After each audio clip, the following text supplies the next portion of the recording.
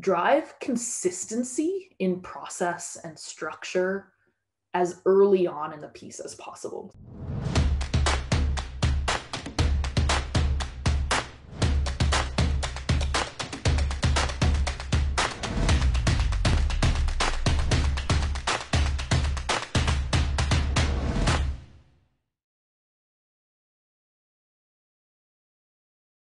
I guess my philosophy in ops in general is always thinking about the customer first. And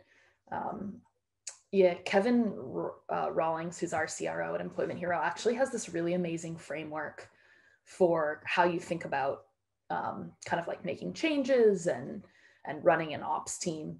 And he says, like, think about the world, like the groups in concentric circles. So like if the customer's the inner circle, and then there's kind of like an outer circle around them, which is like customer facing teams, so sales and support and those people. And then the outside circle is kind of like all others within the business. So that could be, sales ops or finance or whatever it may be. And always just sort of think about, like, when you're making decisions about what you're going to work on or how you're going to architect a solution, think about architecting from that inner circle first. So thinking about the customer outwards. And like, there will always be times where you're doing work and it's maybe to help someone on the outer circle. And that's fine, as long as it doesn't have like a negative impact on the people in the inner circle, if that makes sense. So like, if I'm in sales ops, let's say I'm a deal desk person, and the way the deals come in is like really impacting me, and I could be much more efficient if we made a small change. That's great. And we can make those changes provided that they don't have negative impacts on both the customer facing teams and the customer themselves. So that's kind of how I think about that. And that's I think a very helpful framework to use. I think if I had known about that, 5 years ago in my career, I would probably have done a few things differently. My background's in HR, which is a very kind of similar, it sounds different, but like from an operational perspective, it's actually really, really similar, right? You're kind of trying to solve challenges and make things more efficient, and the challenges are different. But having a framework in terms of how you prioritize work and come up with your solutions, I think is like insanely valuable. Yeah, I was going to say that concentric circles, so many people in ops talk about how challenging it can be to prioritize tasks. There's tons coming at you. There's always something to do, right? Loads of fires to put out. Sounds like it really helps with that. But alongside it, what do you have any other frameworks, methodologies for prioritization? So it is a really big theme for people. Yeah. Oh, that's tough. I mean, like, I struggle with it. Like, I'll come in here and share all my frameworks, but at the end of the day, I struggle with the same thing over and over. I guess the other big piece that I think about with prioritization is like the balance between difficulty and impact. And so like if something's high impact and low difficulty, then it should have a high priority. Or if it's, low impact and high difficulty, that to me should be lower. And then the other kind of like third piece that I would layer into there, I guess, is around scale. And this is maybe unique to Employment Hero a little bit, but we're scaling the business massively, right? And I get a lot of requests that are like, hey, can you help us with this problem that we have right now? And the first thing I always think to myself is like, well, is that going to be a problem, in 2 years? And thinking about what we want to build for 2 years out. And if it's just going to solve a short-term problem, then there's no sense in building out or coming up with a short-term solution. Oftentimes we can be kind of scrappy about short-term solutions and solve it that way. Yeah, absolutely. Create another job for yourself in the future by fixing one now. And a great place that applies to is processes. And getting reps to adopt those is definitely something on everyone's agenda. But let's start at the beginning. So what's the groundwork required for successful process adoption and design? Oh God, yeah. So the biggest thing that I treasure, I guess, as part of my job is discovery. And so like, just like, and I often say this to our team, is like, my job is actually not different to your job. It's just that you're doing discovery and understanding challenges on behalf of our prospects, and my discovery and challenges are on behalf of you, right? So it's almost like the same process. So I like to do a lot of discovery before we even start to come up with changes. So that's, asking the sales team, asking the professional services team, anyone who is even maybe touch, what we're impacting or what we're changing. So I think that's the biggest thing, is to do a lot of discovery, and then always sort of like map out and architect a change before you actually build anything, and then run it by key stakeholders. In my experience, at least anyway, maybe some of our team will watch this and I'll be embarrassed later, but I love running it by people, because oftentimes that makes key stakeholders and key individuals feel like they're involved in the process. So like, even if you have a solution in mind and you've started to work on that solution, mapping it out and sharing it early, makes people feel like they're involved. And when they feel like they're involved, they're more likely to adopt something in the end.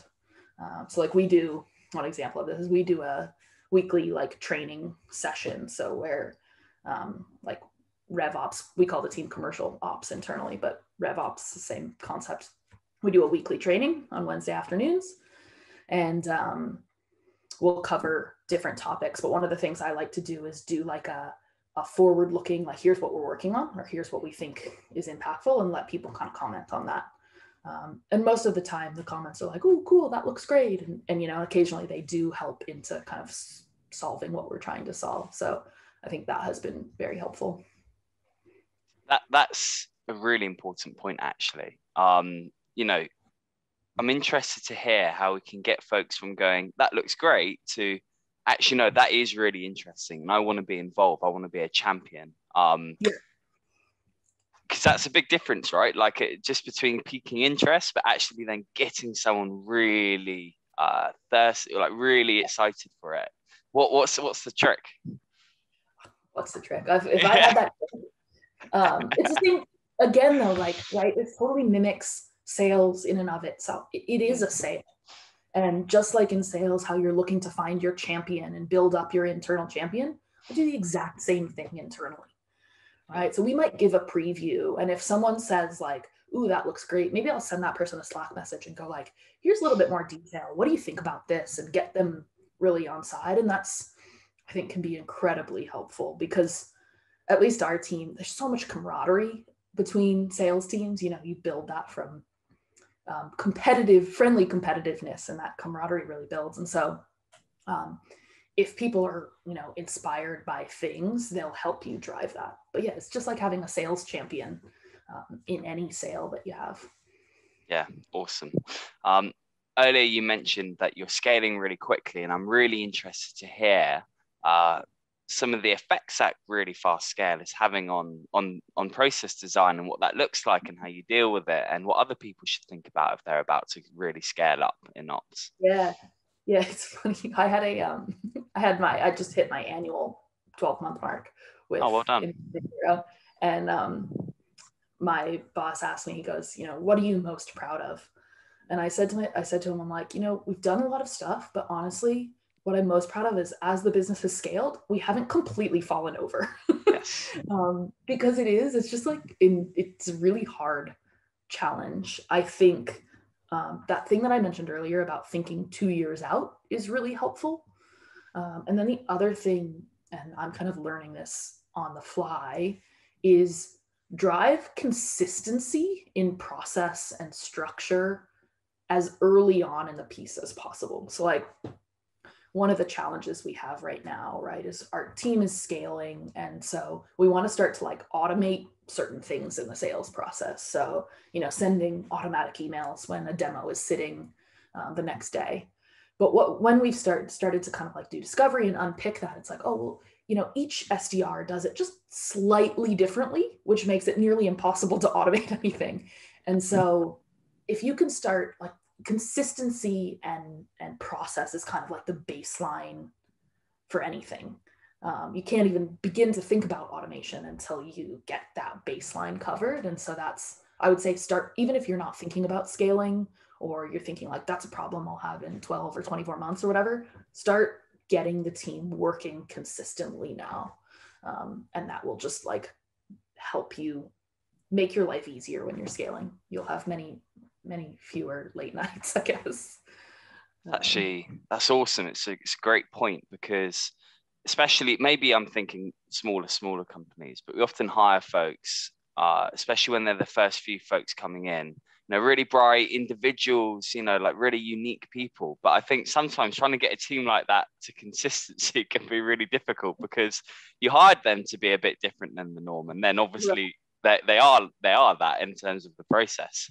Yeah, and SaaS businesses in general, like when you're finding your, whether you have like product market fit, you'll kind of do what it takes to get a sale, right? You might do something weird and wonderful over here, and like put in some custom term or some bananas thing. But like what you need to do is kind of cut that out as early as possible, because once you have thousands of customers and they all have different term lengths and they all have different contracts and they all have different prices, like it just becomes chaos very quickly. And so yeah, stamp it out from the beginning, I guess, and build in where things will be customized, right? So one of the things we've done recently is we've reviewed like our kind of like business rules for sales, and we're saying like we've carved out particular areas and said, this is an area where we can be flexible, but within this little box.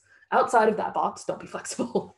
Yeah. And that, I think, is amazing, because it gives our team something to work with, right? Rather than just saying, this is what you do, give them an area to be creative in, and then they'll just stay creative in that box. Yeah, that makes sense. And it's also helpful because it's almost like a guide for sales folks, especially if there are new ones, right? Because they know where they can have freedom. They know where they should stay on the rails. Yeah. Exactly. So coming back to this process design piece, metrics, data, obviously really important. How does data feed into how you design the process, and particularly how you measure a process and its adoption, for example? Yeah. So we use an Employment Hero. This is going to be a crazy plug, but we use OKRs because it's built into our product. So our product is an HR software, and like goals is one of the pieces of the platform, and objectives and key results is kind of the framework. So we use that. So that's, for those who don't know, like objectives, which is like a big, broad goal, what you want to accomplish. Key results is how you're going to measure that. So everyone across the business has OKRs, and they roll up into OKRs kind of to the business level. So like, there's business-wide OKRs, then there might be, sales OKRs, and then there might be individual or, sales ops OKRs. So they kind of all roll up.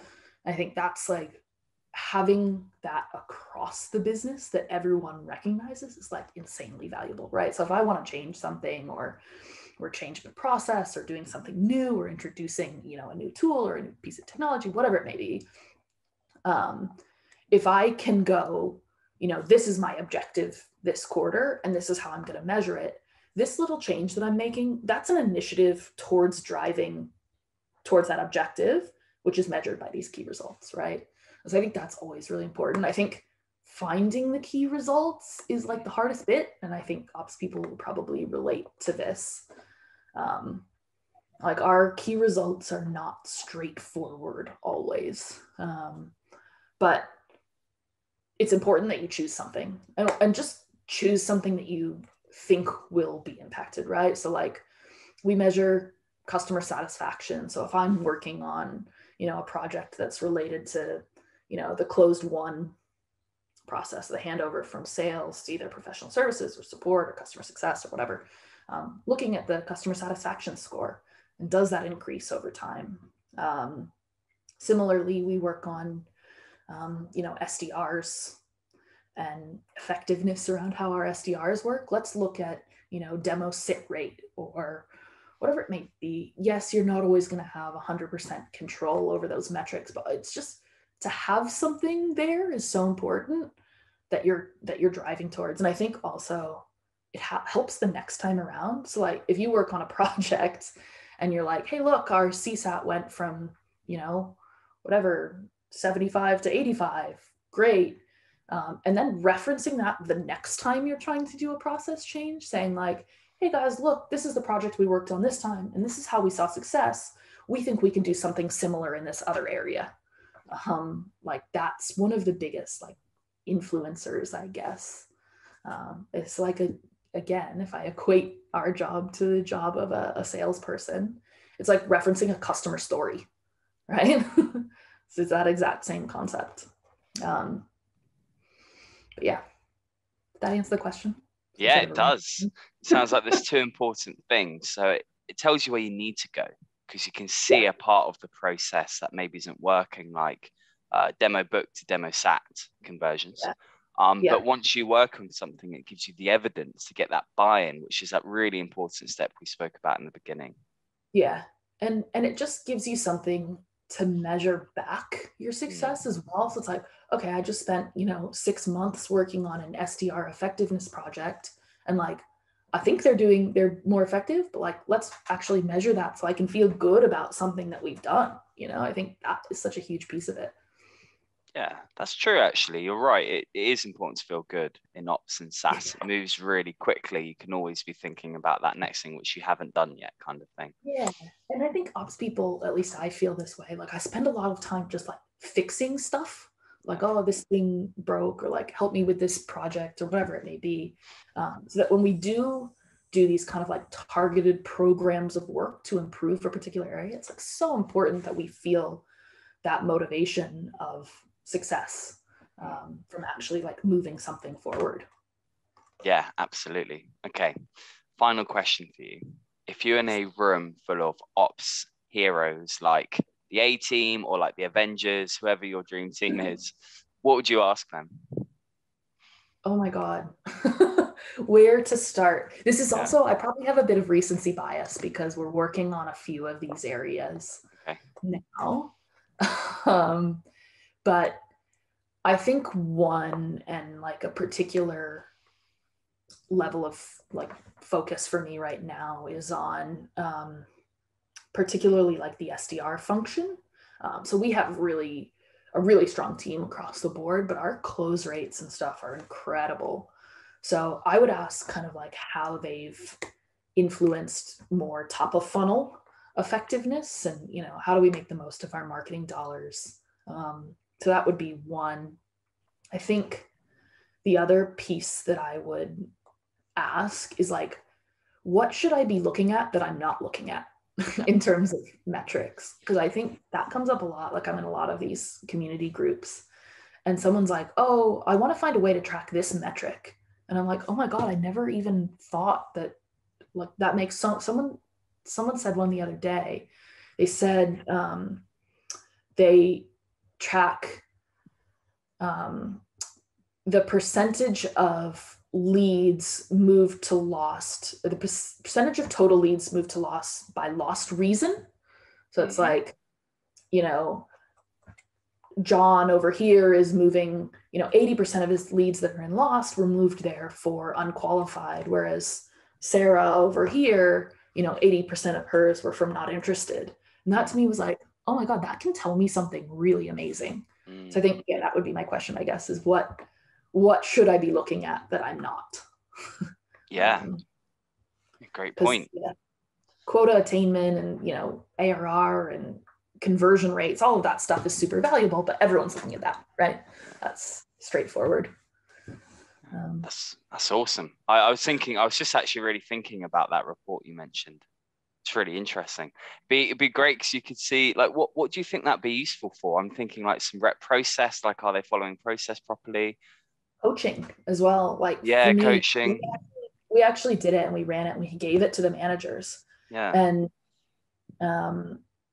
they were able to look at that and go, oh my God, it's really easy to look at like volume metrics, like, oh, John's not hitting his target because, he only made 40 calls instead of 60 calls, or his pipeline coverage was X. But to dig like way, way, way deeper is kind of how I view this. And it was, we certainly used it as a coaching opportunity.